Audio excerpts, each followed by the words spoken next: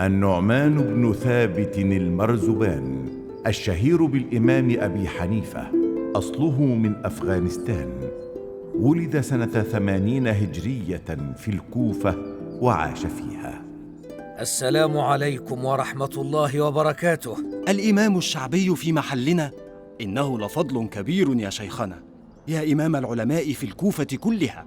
ما شاء الله، طورت محل أبيك يا نعمان، ونجحت أفكارك الجديدة في التجارة. هذا بفضل الله يا شيخنا، لقد تعلمت أصول التجارة ممن تخصصوا فيها. أتمنى لو استخدمت ذكاءك في تعلم الدين. أي فرع من علوم الدين؟ تحفظ القرآن مثلا، ثم أتقدم في السن وأنسى ما حفظته.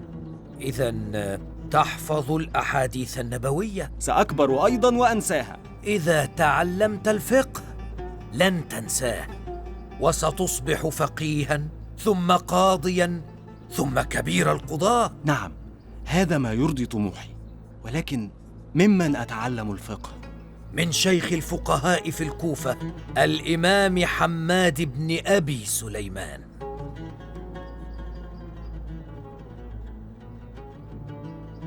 وهل ستترك التجارة وتتفرغ لدروس العلم يا نعمان؟ لا والله يا شيخ حماد، سآخذ من ربح التجارة وأنفق منه على دروسي. حسن، نلتقي إذن كل يوم بعد صلاة الفجر.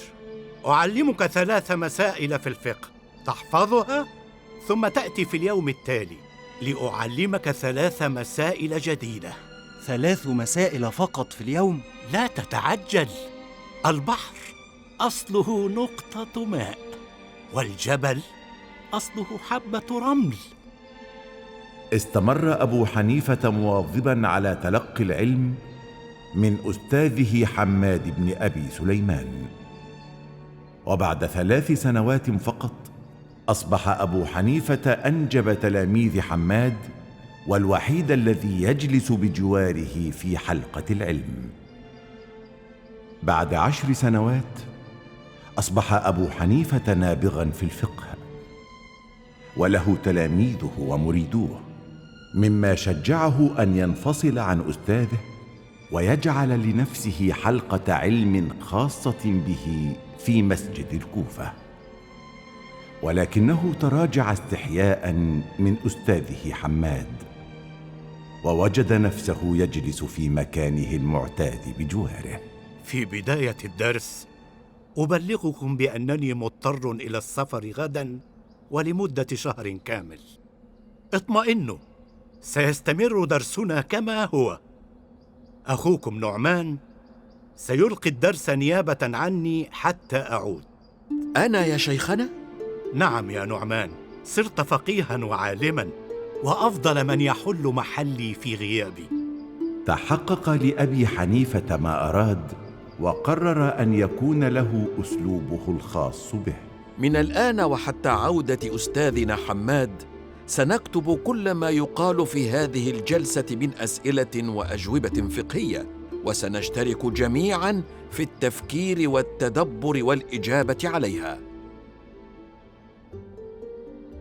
شفاك الله يا شيخنا، والله منذ عرفتك وأنا أدعو لك في صلاتي كدعائي لأبي وأمي. وأنا أيضا يا نعمان كنت أقول لابنتي إنني أشتاق إليك في السفر كما أشتاق إليها عندما أغيب عنها. ستعود إلى مجلس علمك قريبا بإذن الله. لا يا نعمان، أشعر أنها النهاية، ولا يسري عني إلا وجودك مكاني. أنت الوحيد القادر على استكمال ما بدأته من دروس الفقه. شرف عظيم ومهمة صعبة. استمر كما بدأت في غيابي، وضع مجموعة من العلماء في الصفوف الأولى، واستشرهم في كل المسائل الفقهية قبل أن تتفقوا عليها وتسجل في الجلسة. هذا ما أفعله، ووصلت بالعدد إلى 40 عالماً في كل المجالات، حتى إنني أستعين بأصحاب الخبرات من التجار والصناع والأطباء والساسة ومن يهتم بعلوم النفس والاجتماع. أنت بهذا يا نعمان ستكون أول من أسس مدرسة فقهية في التاريخ كله، وأول من أرسى فقه الأغلبية وليس الرأي الواحد. هذا ما تعلمته منك يا شيخنا. لا يا نعمان، لقد تفوقت عليه وأصبحت لك مدرستك الخاصة، ولكني سعيد بذلك. نبدأ اليوم أول دروسنا في الفقه التقديري. وما معنى الفقه التقديري؟ أن نتوقع أشياء وتغيرات ربما تحدث في المستقبل وندبر حلولها من الآن. وما فائدة ذلك؟ حتى لا ينفصل الدين عن الدنيا كلما تباعدت السنون، وحتى تتطور العلوم الشرعية مع تطور العلوم الدنيوية. أعطنا مثالا يا شيخنا لهذه التغيرات التي تفترضها. اكتب يا أبا يوسف. لنفرض مثلا أن مياه نهري دجلة والفرات قد انخفض منسوبها وظهرت الجزر من تحتها، ثم جاء أناس وفرضوا أسوارا حول هذه الجزر وقاموا بزراعتها، فهل يحق لهم ذلك؟ بالطبع لا يحق، فإنها ملكية عامة، لا بد لهم من العودة لولي الأمر. رأيان وجيهان. أما أنا فأرى أنهم يحق لهم بعض انتظر يا أبا يوسف، لا تكتب رأيي حتى نتفق عليه جميعا، فنحن لن نعتمد في هذا المجلس إلا رأي الأغلبية.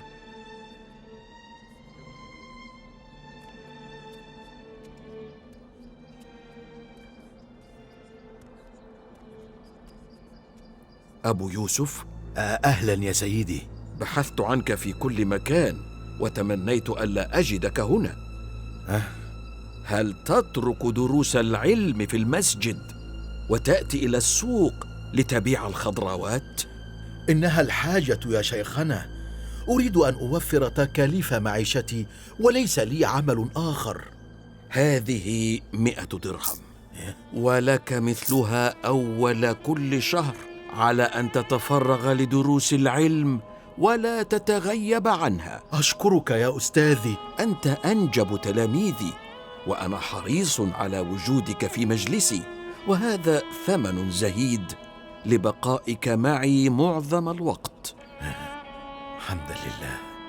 نظر أبو يوسف في عطية أبي حنيفة له، وكانت بمثابة أول منحة دراسية في تاريخ الإسلام. بعدها بسنوات نبغ أبو يوسف في الفقه، وقرر الانفصال عن أستاذه أبي حنيفة، وأسس مجلس علم خاص به في المسجد نفسه.